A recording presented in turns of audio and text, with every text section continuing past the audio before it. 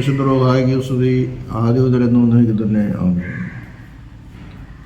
True ഫെയ്ത്തിലേക്ക് എല്ലാവർക്കും സ്വാഗതം. ഞാൻ യാക്കോബ സഭയിലെ ഇട്ടൂപ്പ് ആലുക്കൽ കോറപ്പിസ്കോപ്പ്. സത്യവിശ്വാസം പറ്റിച്ച കാര്യങ്ങളാണ് ഇവിടെ പറയുന്നത്. നമ്മൾ പറയാൻ പോകുന്നത് രക്ഷയുടെ സുവിശേഷം എല്ലാവരോടും പ്രസംഗിക്കപ്പെടേണ്ടതല്ലേ? പിന്നെന്താ കത്തോലിക്ക സഭ ഇങ്ങനെ പഠിപ്പിക്കുന്നത് എന്ന വിഷയത്തെ ആസ്പദമാക്കുക. സർവജനത്തിനുണ്ടാവാനുള്ളൊരു മഹാസന്തോഷമാണ് മാലാഖ ആട്ടിടയന്മാരോട് സുവിശേഷിച്ചു. കർത്താവ് ജനിച്ചതും മരിച്ചതും അടക്കപ്പെട്ടതും ഉയർത്തതും ഈ ലോകത്തിൽ അതിനുശേഷവും അതിനുമ്പ് പ്രവർത്തിച്ചതൊക്കെ എല്ലാ മനുഷ്യർക്ക് വേണ്ടിയിട്ടാണ്. ജ്ഞാനായക്കാരോട് ഞാൻ ഇസ്രായേൽ മക്കളുടെ നഷ്ടപ്പെട്ട പോയ ആളുകളുടെ അടുക്കലേക്കാണ് വന്നതെന്നൊക്കെ പറഞ്ഞെങ്കിലും അത് അവരുടെ വിശ്വാസത്തെ പരീക്ഷിക്കാൻ വേണ്ടി ചോദിച്ചു മാത്രമേ ഉള്ളൂ. കർത്താവിന് യഹൂദ സ്ത്രീ എന്നോ പ്രജാതി സ്ത്രീ എന്നോ അങ്ങനെയൊന്നും ഒരു വിവേചനമില്ല. കർത്താവ് എല്ലാവരും ഉൾക്കൊള്ളുകയാണ്. ഇവിടെ ഞാൻ കുറച്ച് ദിവസം മുമ്പ് ഒരു വീഡിയോ കേട്ടതിൽ ഒരു കത്തോലിക്ക അച്ഛൻ മരണശേഷം കർത്താവിൻ്റെ ആത്മാവ് പാതാളത്തിലേക്ക് പോയത് അവിടെയുള്ള നീതിമാന്മാരെ രക്ഷിക്കാൻ വേണ്ടിയിട്ടാണെന്ന്. അതിലൊരു ന്യായവും ഞാൻ കണ്ടില്ല, ഒരു യുക്തിയും കണ്ടില്ല.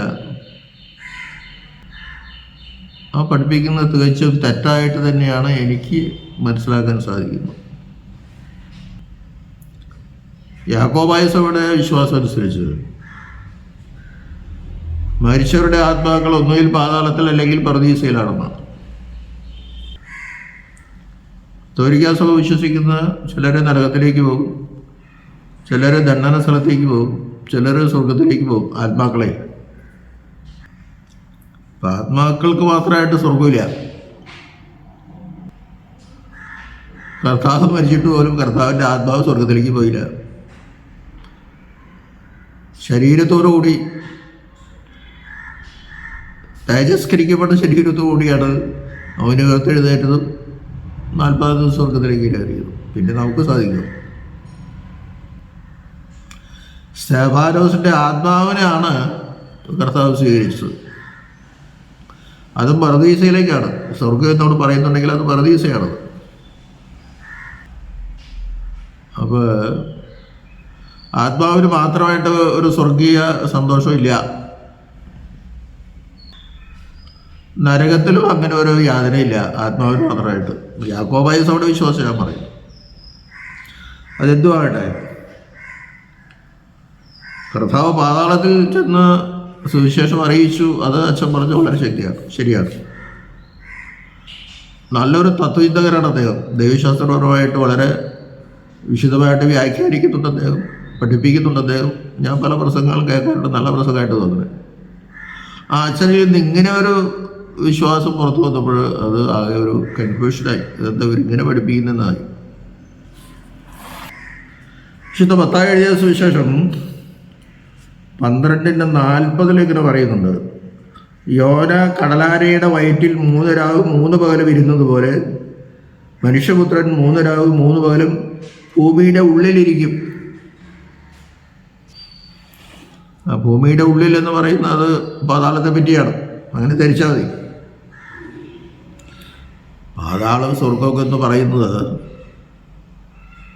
ഒരു സ്ഥലമാണോ അനുഭവമാണോ അനുഭൂതിയാണോ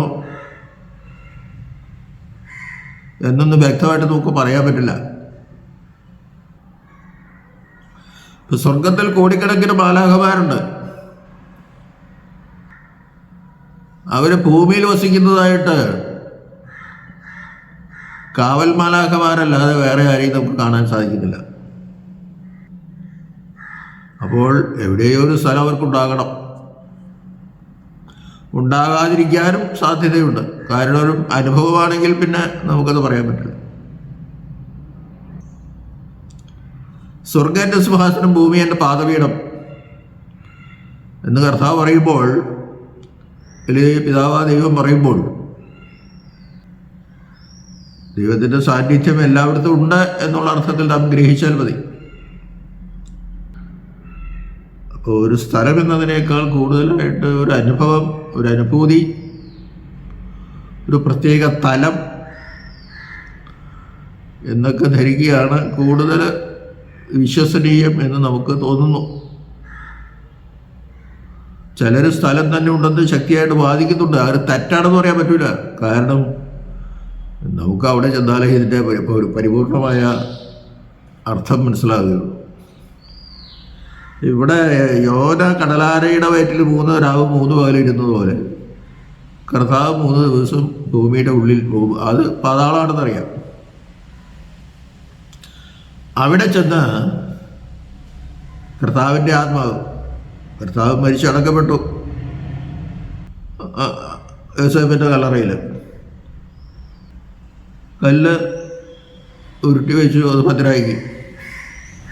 പക്ഷെ കർത്താവിൻ്റെ ആത്മാവ് കല്ലറയിലില്ലല്ലോ, ശരീരം മാത്രമേ ഉള്ളൂ. ആത്മാവ് പോയത് പാതാളത്തിലേക്കാണ്.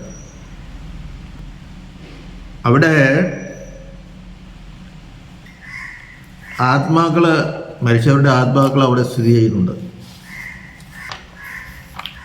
കർത്താവിന് മുമ്പും കർത്താവിൻ്റെ പരസ്യ ശുശ്രൂഷയുടെ കാലത്തും മരിച്ചവരുടെ ആത്മാക്കൾ പാതാളത്തിൽ പോയി. അവരോട് സുവിശേഷം അറിയിക്കാനാണ് പോയത്. ബഹുമാനപ്പെട്ട അച്ഛൻ പറയുന്നത്, കർത്താവ് അവിടെ ചെന്ന് നീതിമാന്മാരെ മാത്രം രക്ഷ പ്രാപിപ്പാൻ ശ്രമിച്ചു എന്നാണ്. അങ്ങനെ ഒരു വിവേചനം പാടില്ല. കാര്യം പാതാളത്തിൻ്റെ 2 തട്ടുണ്ടെന്നാണ് പറയുന്നത്. മുകളിലത്തെ തട്ടിൽ നീതിമാന്മാരുടെ ആത്മാക്കൾ, താഴത്തെ തട്ടിൽ ദുഷ്ടന്മാരുടെ ആത്മാക്കൾ. ഇപ്പം മുകളിലത്തെ തട്ടിൽ അബ്രഹാം, ഇസ്ഹാക്ക്, യാക്കോബ്, മോശ, യോബ് മുതലായ നീതിമാന്മാരുടെ ആത്മാക്കൾ അവിടെയും, താഴത്തെ തട്ടിൽ ദുഷ്ടന്മാരുടെ ആത്മാക്കളുമുണ്ട്. എല്ലാവരും യേശു ക്രിസ്തുവിൽ കൂടി മാത്രമാണ് രക്ഷ പ്രാപിക്കുന്നത്. അപ്പോൾ ആ സുവിശേഷം എല്ലാവരും അറിയണ്ടേ. മുകളിലത്തെ തട്ടിലുള്ള നീതിമാന്മാരെ മാത്രം അറിഞ്ഞാൽ പോലെ അത് ശരിയാവില്ല. നിങ്ങളുടെ വിശ്വാസം അങ്ങനെയാണെങ്കിൽ എനിക്ക് വിരോധമില്ല. ഞാൻ യാക്കോബായ സഭയുടെ വിശ്വാസം പറയുന്നത്. എന്തെങ്കിലും ഒരു നീതി നമ്മൾ പറയുമ്പോൾ അതിലൊരു തെറ്റുണ്ടെങ്കിൽ നമുക്ക് ചൂണ്ടിക്കാണിക്കാമല്ലോ. അല്ലെങ്കിൽ അതൊന്ന് വിശദമായിട്ട് പറഞ്ഞു കേട്ടെ. ദുഷ്ടന്മാരെ തള്ളിക്കളഞ്ഞിട്ടേക്കാല പാതാളത്തിലേക്ക്. അങ്ങനെയാണെങ്കിൽ അവർ നിങ്ങളുടെ വിശ്വാസം അനുസരിച്ച് പണ്ട് നരകത്തിലേക്ക് പോയാലല്ലോ. പക്ഷെ നരകവും സ്വർഗവും ഒക്കെ ഞങ്ങളുടെ വിശ്വാസം അനുസരിച്ച് കർത്താവിൻ്റെ 2ാമത്തെ വരവിന് ശേഷമുള്ളൂ. സ്വർഗത്തിലായാലും നരകത്തിലായാലും ആത്മാക്കൾ മാത്രം പോവില്ല, ശരീരത്തോടു കൂടിയേ പോവുള്ളൂ. 2 കൊരിന്ത്യർ 5:10 പരിശുദ്ധനായ പൗലോസ് പറയുന്ന, ഒരുവൻ ശരീരത്തിലിരിക്കുമ്പോൾ ചെയ്തത് നല്ലതായാലും തീയതായാലും അതിനെ തക്കവണ്ണം പ്രാപിപ്പാൻ നാം എല്ലാവരും ദൈവത്തിൻ്റെ ന്യായാസനത്തിന് മുമ്പായി നിൽക്കേണ്ടതാണ്. കർത്താവിൻ്റെ 2ാമത്തെ വരവിൽ ശരീരവും ആത്മാവും കൂടിച്ചേർന്ന് തേജസ്കരിക്കപ്പെട്ട് കർത്താവിൻ്റെ ന്യായാസനത്തിന് മുമ്പായി ന്യായവിധിക്കായി നിൽക്കണം. അതൊരു സത്യമുള്ളൂ, അത് മാറ്റാൻ പറ്റില്ലല്ലോ. അപ്പം എല്ലാവരോടും സുവിശേഷം അറിയിക്കണം. യാക്കോബായ സഭയുടെ വിശ്വാസം അനുസരിച്ച് കർത്താവ് പാതാളത്തിൽ ചെന്ന് അവിടെ വലിയൊരു പ്രകാശം, ആ മേൽത്തട്ടിലുള്ളവരും താഴെത്തട്ടിലുള്ളവരും വലിയ പ്രകാശമാണ്. ഇതെന്താണെന്ന് അറിയാനായിട്ട് അവർ ഒരുമിച്ച് കൂടാണ്. ഒരിക്കലും കാണാത്തൊരു പ്രകാശം. അവിടെ ചെന്ന് ആദമേ ആദമേ ആദമേ എന്ന് കർത്താവ് വിളിച്ചു എന്ന് പിതാക്കന്മാർ വ്യാഖ്യാനിക്കുന്നത് വേദപുസ്തകത്തിലില്ല. അതെന്തോട്ടെ, അയ്യോ ഇതെൻ്റെ അപ്പൻ്റെ ശബ്ദമാണല്ലോ എന്ന് പറഞ്ഞ് ആദം അവൻ്റെ അടുത്തേക്ക് വന്നു. ആദമേ ആദമേ ആദമേ നീ എവിടെയാണെന്നുള്ളത് പിതാവ് പറഞ്ഞതാണ്. ഈ പിതാവ് പറയുന്ന പുത്രനിൽ കൂടിയാണ്. പിതാവ് പറയുന്നത് തന്നെയാണ് പുത്രൻ പറയുന്നത്. പിതാവിന് പറയുന്നതല്ലാതെ പുത്രനൊന്നും പറയാൻ പറ്റില്ല. പിതാവ് ചെയ്യുന്നതല്ലാതെ പുത്രനൊന്നും ചെയ്യാൻ പറ്റില്ല. പഴയ നിയമത്തിൽ പിതാവും പുത്രനും പറയുന്നത് തന്നെയാണ് പുതിയ നിയമത്തിലും പിതാവും പുത്രനും പറയുന്നത്. എന്ന് പറഞ്ഞാൽ പഴയ നിയമം നിഴലും പുതിയ നിയമം പൊരുളുമാണ്. പഴയ നിയമത്തിൽ പറയുന്നതിൻ്റെ പൊരുള് പുതിയ നിയമത്തിൽ പറയുന്നു എന്ന് മാത്രം. പഴയ നിയമത്തിൽ ന്യായപ്രമാണത്തിൻ്റെ വിധേയരാണ് എല്ലാവരും. ന്യായപ്രമാണം 10 കൽപ്പനകളാണ്. ഇന്നത് ചെയ്യണം, ഇന്നത് ചെയ്യാവൂ, ഇന്നത് ചെയ്യരുത്, ഇന്നത് ചെയ്യരുത് എന്നാണ് ന്യായപ്രമാണം പറയുന്നത്. ചെയ്താൽ അതിൻ്റെ പ്രതിവിധി എന്താണെന്ന് പറയില്ല. ഒരാളെ കൊന്നു, കൊലപാതകം നടത്തി, അതിനെന്താ പരിഹാരം പറയില്ല. പരിഹാരത്തിന് യേശുവിലേക്ക് പോകണം. അപ്പോൾ പഴയ നിയമം മുഴുവൻ പുതിയ നിയമത്തിലേക്കാണ് വിരൽ ചൂണ്ടുന്നത്. യേശുവിനെ ഉന്മുഖമാക്കിയാണ്, അല്ലെങ്കിൽ യേശുവിനെ നോക്കിയാണ്, യേശുവിലേക്ക് നയിക്കാനാണ് പഴയ നിയമം. യേശുവിൽ കൂടിയാണ് എല്ലാവർക്കും രക്ഷ. അപ്പോൾ കർത്താവ് ചെന്ന് സുവിശേഷം അറിയിച്ചത് എല്ലാവരോടും, പാതാളത്തിലെ ദുഷ്ടന്മാരോടും നല്ലവരോടും, നീതിവാന്മാരോടും നീതി കെട്ടവരോടും, താഴെ തട്ടിലുള്ളവരോടും മേലെ തട്ടിലുള്ളവരോടും എല്ലാവരോടും സുവിശേഷം അറിയിച്ചു. വിശ്വസിച്ചവരെ ഏതെൻ്റെ പറുദീസായിലേക്ക് കൊണ്ടുപോയി. ഞാൻ നിങ്ങൾക്ക് വേണ്ടി മരിച്ചു, ഇനി നിങ്ങളിവിടെ കിടക്കേണ്ട ആവശ്യമില്ല. നിങ്ങൾക്ക് എന്നിൽ വിശ്വാസമുണ്ടെങ്കിൽ ഞാൻ മരിച്ചത് നിങ്ങൾക്കെല്ലാവർക്കും വേണ്ടിയാണ്. അതുകൊണ്ട് നീതിവാന്മാർക്ക് വേണ്ടി മാത്രമല്ല, താഴെ തട്ടിൽ കിടക്കുന്ന നിങ്ങൾക്കും, ദുഷ്ടന്മാർക്കും, നല്ലവർക്കും, നീതിയുള്ളവർക്കും, നീതി കെട്ടവർക്കും, നീതി ഇല്ലാത്തവർക്കും, സകലമാന പേർക്കും വേണ്ടിയാണ് ഞാൻ മരിച്ചത്. കുട്ടികൾക്കും വയസ്സന്മാർക്കും, പ്രജാതിക്കും യഹൂദന്മാർക്കും, ശബര്യർക്കും, എല്ലാവർക്കും വേണ്ടിയിട്ട്. എല്ലാവരും വിശ്വസിച്ചു എന്നാണ് പിതാക്കന്മാർ പഠിപ്പിക്കുന്നത്. കാരണം പാതാളത്തിൻ്റെങ്കിലും രക്ഷപ്പെടണമെന്ന് അവർക്കറിയാം. അവിടെ അവർ യാതന അനുഭവിക്കുകയാണ്. അത് ധനവാന്റെയും ലാസറിൻ്റെ ഭൂമിയിൽ നമുക്ക് കാണാൻ സാധിക്കും. ധനവാൻ കിടന്ന് കഷ്ടപ്പെടുന്നു. മുകളിലേക്ക് നോക്കിയപ്പോഴും ലാസർ അവിടെ കിടന്ന് അബ്രാഹാമിൻ്റെ മടിയിൽ ആനന്ദം അനുഭവിക്കുകയാണ്. അതാണ് മേലെ തട്ടെന്ന് പറയുന്നത്. ഈ ഏതെൻ്റെ പറുദീസയിലേക്ക് അവരെ എല്ലാവരെയും കൊണ്ടുവരികയാണ്. അപ്പോൾ നീതിമാന്മാർ മാത്രമല്ല, എല്ലാവരോടും കർത്താവ് സുവിശേഷം അറിയിച്ചു. എല്ലാവരെയും ഏതെൻ്റെ പറുദീസയിലേക്ക് കൊണ്ടുപോയി. ഈ പാതാളത്തിൻ്റെ പ്രത്യേകത എന്താണെന്ന് വെച്ചാൽ, അതിനകത്തേക്ക് കടന്നാൽ പറ്റിയ രക്ഷയില്ല, പിന്നെ പുറത്തേക്ക് കിടക്കാൻ പറ്റില്ല. പാതാള വാതിലുകൾ എൻ്റെ സഭയെ ജയിക്കില്ലെന്ന് കർത്താവ് പറയുന്ന കാരണം അതാണ്. എന്നിൽ വിശ്വസിക്കുന്നവന് പാതാളത്തിൽ പ്രവേശിക്കേണ്ടി വരില്ല. അവനെ പറുദീസ കൊടുക്കുന്നത് തന്നെയാണ്. വലതുഭാഗത്തെ കള്ളന് മാനസാന്തരം വന്നപ്പോൾ അപ്പം തന്നെ പറഞ്ഞില്ല, നീ എന്ന് എന്നോടുകൂടെ പറുദീസയിലിരിക്കുന്നു. ആ 1 പത്രോസ് 3:18 വായിക്കുമ്പോൾ അവിടെ വ്യക്തമായിട്ടുണ്ട്. നോഹിൻ്റെ കാലത്ത് തടവിലുള്ള ആത്മാക്കളോട് അവൻ പ്രസംഗിച്ചതായി 1 പത്രോസ് 3:18, 19, 20 വായിക്കുമ്പോഴും കാണാൻ സാധിക്കും. അതുപോലെ 1 പത്രോസിൻ്റെ 4:6 ജീവികളെയും മരിച്ചവരെയും ന്യായം വിധിപ്പാൻ ഒരുക്കിയിരിക്കുന്നവന് അവർ കണക്ക് ബോധിപ്പിക്കേണ്ടി വരും. ഇതിനായിട്ടല്ലോ മരിച്ചവരോടും സുവിശേഷം അറിയിച്ചത്. അപ്പോൾ മരിച്ചവരോടും സുവിശേഷം അറിയിച്ചു. നീതിമാനോട് മാത്രമല്ല, അവരും മരിച്ചാണ്, നീതി കെട്ടവർ മരിച്ചിരിക്കുന്നവരാണ്. അപ്പോൾ എല്ലാവരോടും കർത്താവ് സുവിശേഷം അറിയിച്ചു. അല്ലെങ്കിൽ നമ്മുടെ വിശ്വാസത്തിൻ്റെ അടിത്തറ തെറ്റിപ്പോകും. നമ്മുടെ എല്ലാ അപ്പോസ്തലന്മാർ പഠിപ്പിച്ചത്, കർത്താവ് പഠിപ്പിച്ചത്, സഭാപിതാക്കന്മാർ പഠിപ്പിച്ചത്, ഇതൊക്കെ തെറ്റിപ്പോകും. ദുഷ്ടന്മാർ പാതാളത്തിൻ്റെ അടിത്തട്ടിൽ കിടക്കുന്നവരോട് മാറ്റി നിർത്തിയിട്ട് അവരോട് സുവിശേഷം പറയണ്ട. അവർക്ക് മാനസാന്തരം വന്നാൽ അവർക്ക് രക്ഷപ്പെടാം. കാരണം ഇങ്ങനെ ഒരു ചാൻസ് അവർക്ക് വേറെ കിട്ടിയിട്ടില്ല.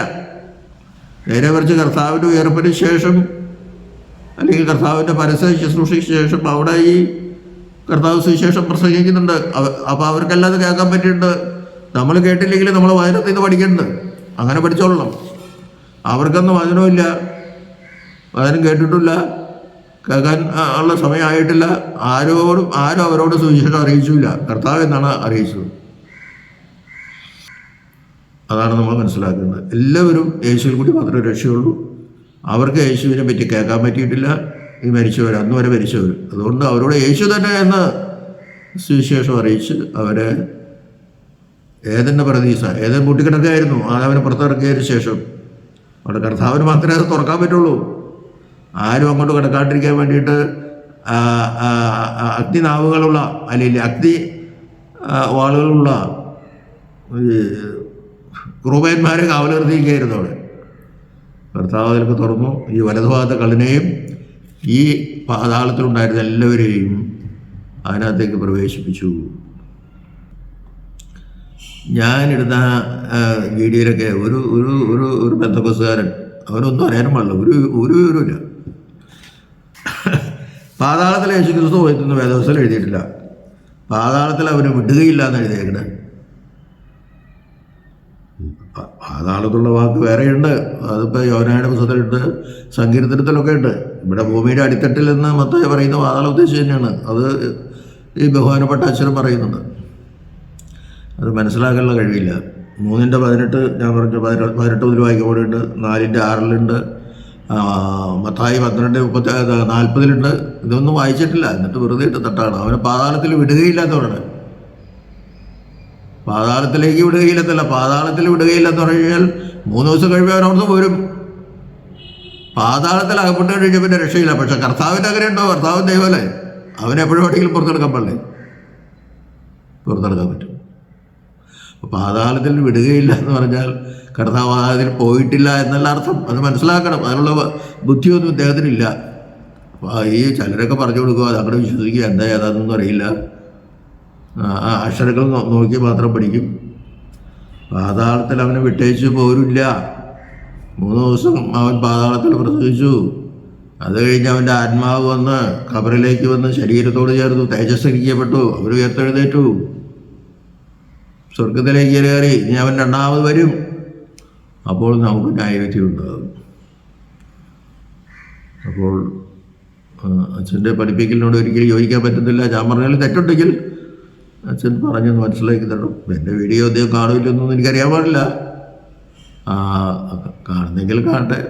അല്ലെങ്കിൽ ഏതെങ്കിലും കത്തോലിക്ക സഹോദരന്മാരിത് കാണുമല്ലോ, അവരുടെ വിശ്വാസം ശരിയല്ല എന്ന് അവർക്ക് ബോധ്യപ്പെടാണെങ്കിൽ ബോധ്യപ്പെടട്ടെ, അത്രേ ഉള്ളൂ. ഞാനല്ലാണ്ട് അവരോട് തെറ്റ് പറയുന്നതോ അല്ലെങ്കിൽ അവരെ ഈഴ്ത്തി പറയുന്നതോ അല്ല. അത് മനസ്സിലാക്കണം. ദൈവം നമ്മെല്ലാവരെയും അനുഗ്രഹിക്കട്ടെ.